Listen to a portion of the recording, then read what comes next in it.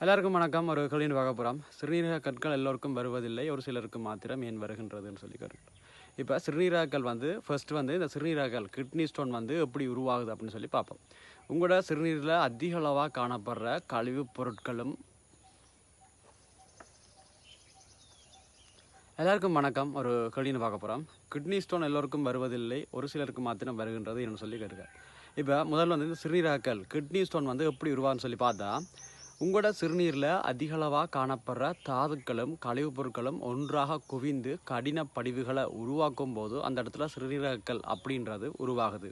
இந்த சிறுநீரகங்கள் உருவாகின்ற இந்த செயல்முறையை உணவு பழக்கம், நீரிழப்பு, மரபியல் காரணங்கள் போன்ற காரணிகள் பாதிக்குது.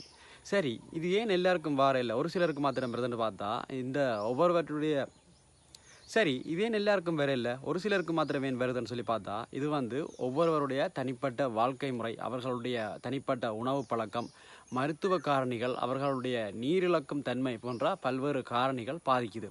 இந்த காரணிகள் ஒவ்வொருவரையும் வேறு வேறு முறையில் பாதிக்கிற பட்சத்தில் சிலருக்கு சிறுநீரகங்கள் இருக்குது, சிலருக்கு இந்த சிறுநீரகங்கள் உருவாகிற இல்லை. அப்போ இந்த காரணிகள் பாதிக்கிறதால தான் அவர்களுக்கு சிறுநீரக கற்கள் அப்படின்றது உருவாகுது.